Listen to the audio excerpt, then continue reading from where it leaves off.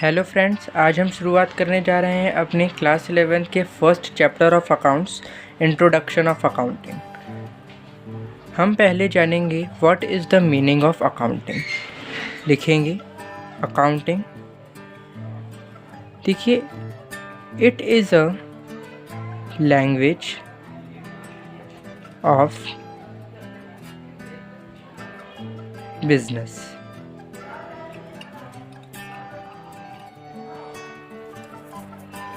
Accounting it is a language of business means जब भी business अपने कोई भी ट्रांजैक्शन रिकॉर्ड करती है, वो एक एंट्रीज पास करती है। बहुत सारे कॉन्सेप्ट्स होते हैं एक ही ट्रांजैक्शन को रिकॉर्ड करने के लिए, या फिर कोई ट्रांजैक्शन डिस्क्लोज करनी है, ओपनिंग एंट्री है, क्लोजिंग एंट्री है, उसके बहुत सारे रूल्स होते हैं और उन वही रूल्स जो है हम अकाउंटिंग में रखते हैं। जो दो सब पार्ट होते हैं वो होते हैं अकाउंटेंसी। दो चीज़ होती हैं यहाँ पर, accountancy and second is accounting. देखिए, दोनों में डिफरेंस है। Accounting it is a process of recording transactions of business, और accountancy it is a knowledge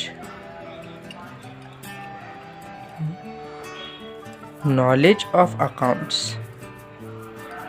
या फिर accounting।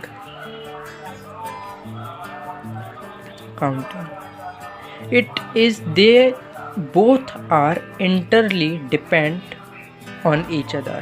Without the accountancy, accounting is not possible. ठीक है, without accountancy,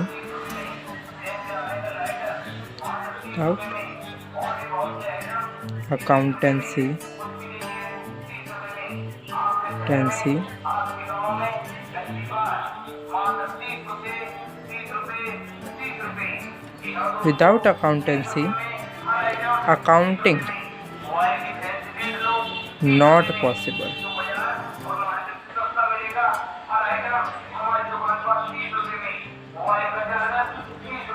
And without accountancy, accounting also not possible.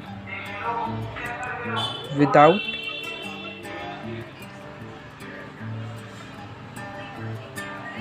accountancy, it is not possible.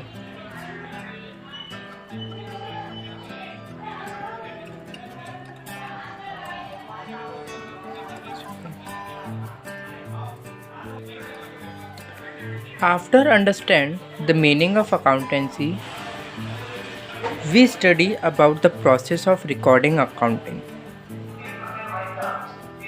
तो process of recording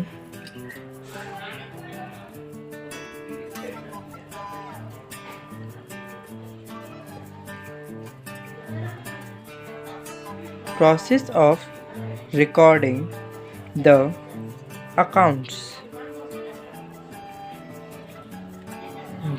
इसमें सबसे पहले आता है identification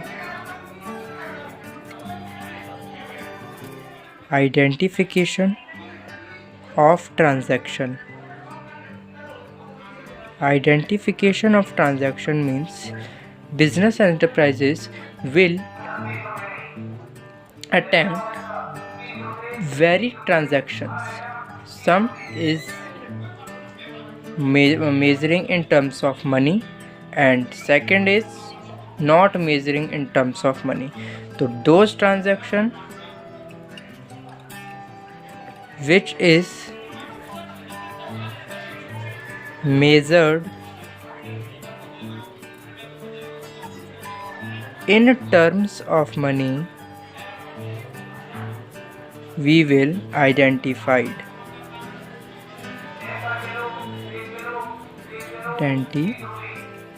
classified.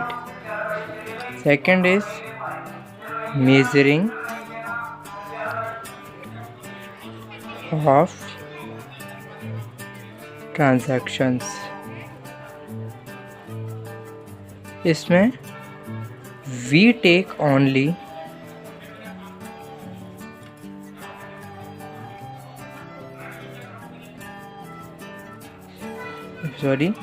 in terms of money. तो we take those transaction and we able to measured in terms of money, तो उनको इसमें measured किया जाता है. We take transactions and measured them.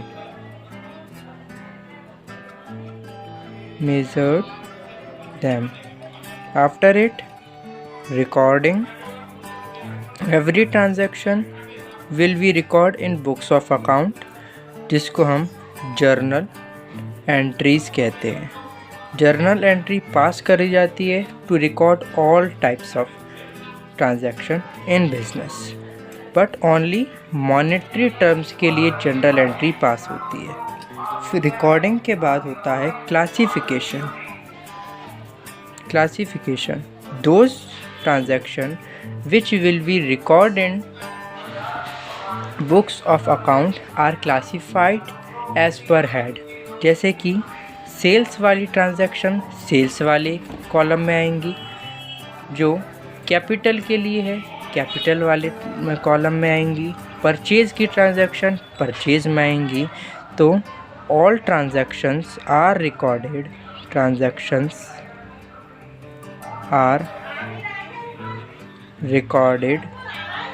in all transactions are recorded in subheads और इसके लिए हम बनाते हैं लेजर. इसके बाद में होता है समराइजिंग, यानी कि total of classification.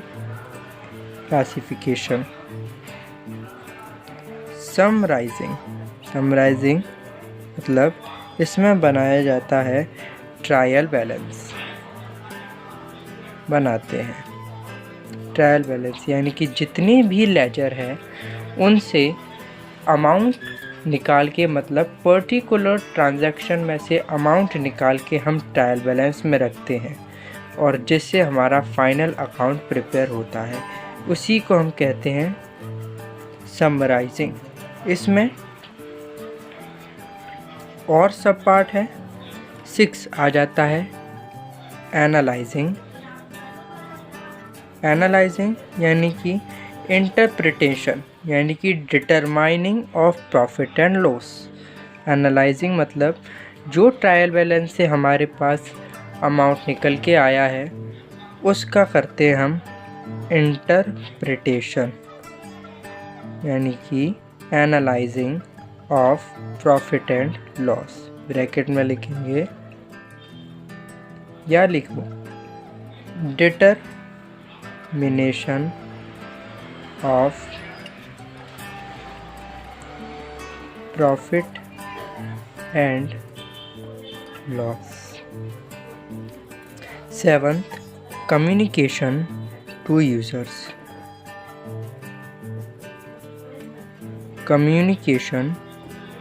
to users. Users means the persons, which is the person those connected with the business, known as users. यहाँ पे 2 होते हैं, एक internal users and second is external users. The topic of users we will discuss later in the video. Now the next topic is objectives of accounting. जो हम accounts बना रहे हैं वो हम क्यों बना रहे हैं. First thing is it maintain all transactions of business. It maintain all transactions of business. जब भी कोई भी मॉनेटरी ट्रांजैक्शंस हम बिजनेस में लेते हैं तब हम उसको रिकॉर्ड करते हैं, बिकॉज ये मॉनेटरी ट्रांजैक्शंस हमारे प्रॉफिट एंड लॉस अकाउंट को इफ़ेक्ट करती है। इसलिए जो एंट्री पास होती है वो मेंटेन करती है ट्रांजैक्शंस ऑफ बिजनेस को। Secondly, the entries which will B pass in the book determining profit and loss. Profit and loss,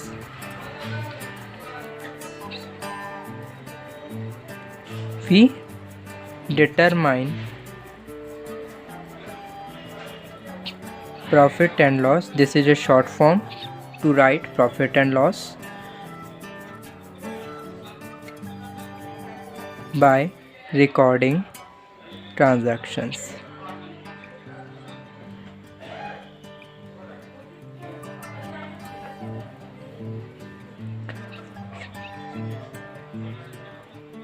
Okay. Third, determining financial position of business.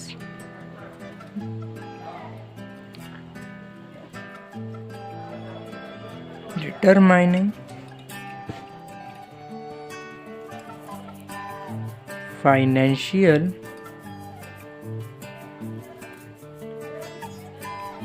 position of business. Financial position के लिए हम balance sheet बनाते हैं। Financial position के लिए क्या बनाई जाती है? Balance sheet. Fourth is facilitate management to take decision. Facilitates management to take decisions.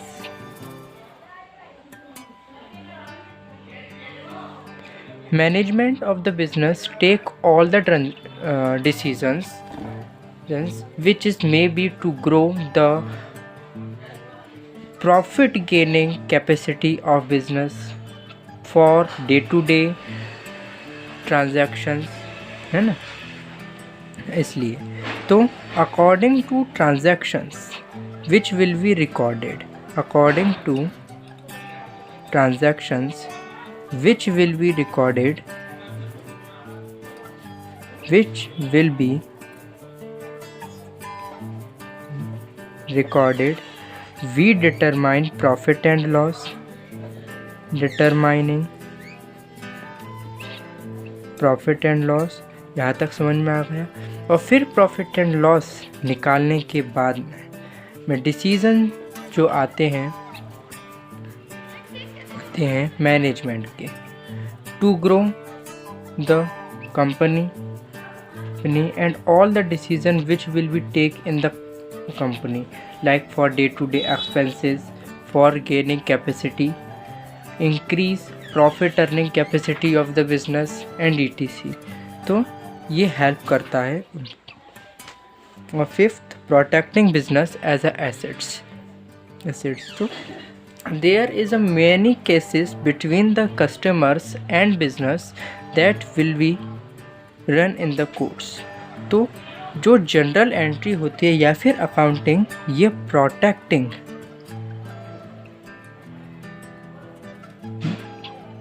Business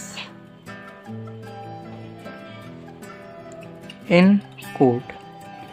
तो जो जर्नल एंट्रीज, या फिर आप फिलहाल समझिए जो अकाउंटिंग होती है of transactions, it appear as a proof of transactions between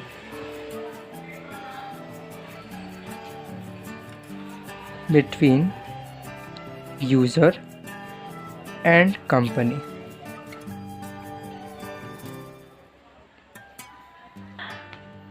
इन सारे पॉइंट्स को means to maintain all transactions, gaining profit and loss, facilitate management to take decision and protecting in the code हम इसको functions of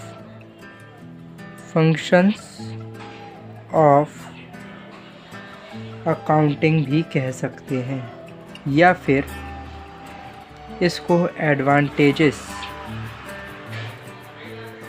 of accounting भी कह सकते हैं.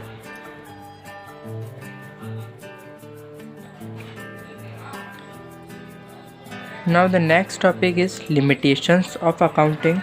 There is a many limitations of accounting. First limitations of accounting is it is not fully exact. The transaction which will be recorded in the business, some is recorded on the basis of estimations. So the definition is some transactions is recorded in books of account on the basis of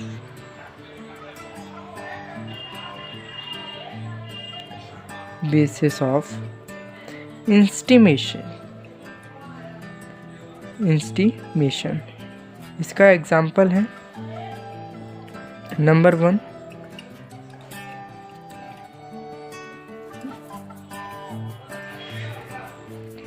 life of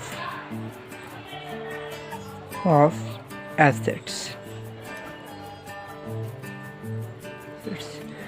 कि जब भी business कोई fixed assets या फिर non fixed assets खरीदता है तो उसका सारा का सारा अमाउंट, यानी कि मान लीजिए कि हमने फर्नीचर ख़रीदा है या फिर कहिए हमने मशीन ख़रीदी है कितने 1 लाख की, तो this amount of 1 lakh, this amount of machinery which is 1 lakh, it is not recorded only the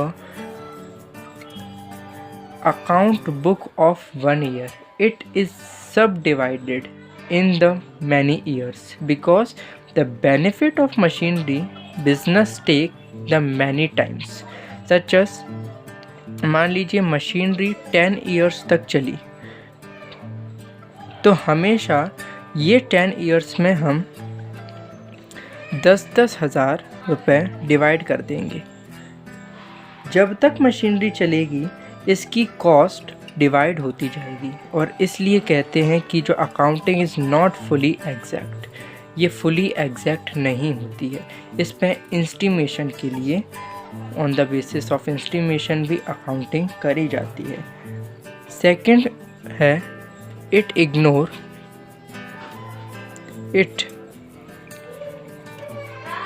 ignore qualitative aspects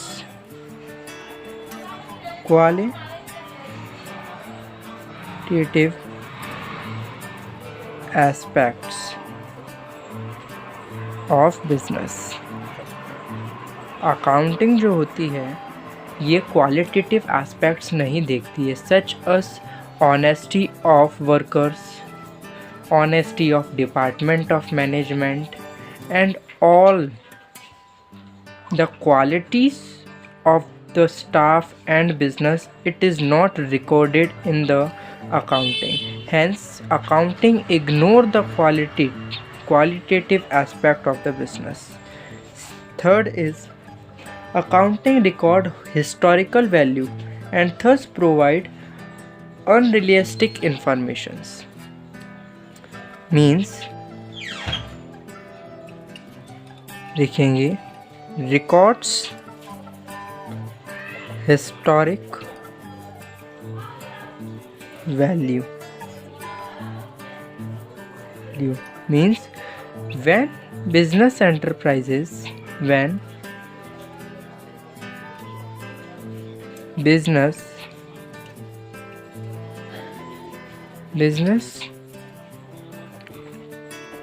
enterprise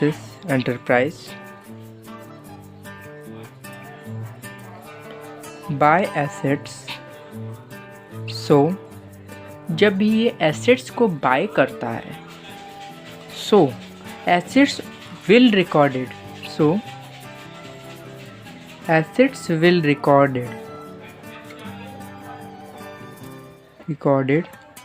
on the cost of buying,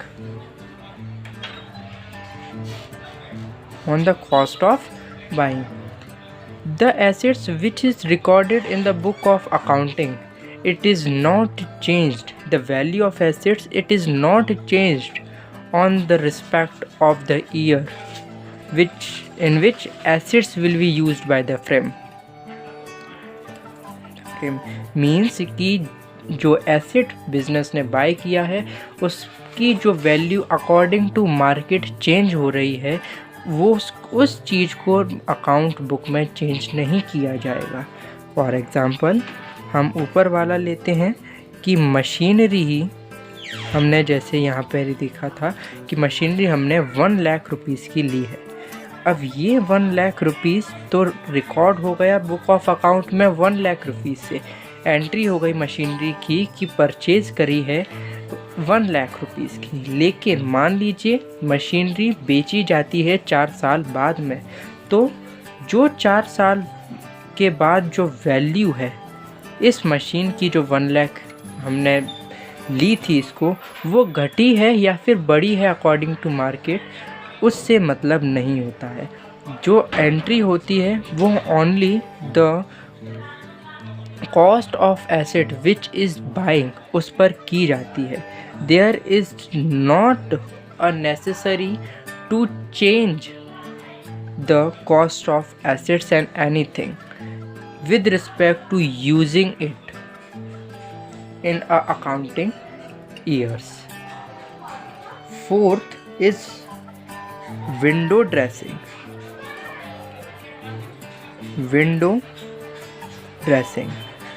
accounting में ये डिसऑनेस्टी के कारण होती है। Many employees in the business will be dishonest and ये करते हैं manipulate. इसको हम ऑल्सो लिख सकते हैं manipulation of accounting. Means the profit which is means जो बिजनेस है वो हमेशा ये चाहता है कि वो for a long time grow होता रहे, इसलिए बहुत बार बिजनेस लॉस लेता है लेकिन फिर भी वो प्रॉफिट दिखाता है, और इसी को कहते हैं मैन्युपुलेशन ऑफ अकाउंट। अकाउंटिंग में ये पॉसिबिलिटी होती है कि मैन्युपुलेट वो हो सकता है। Means the business which show profit, it is may be manipulated. It is may be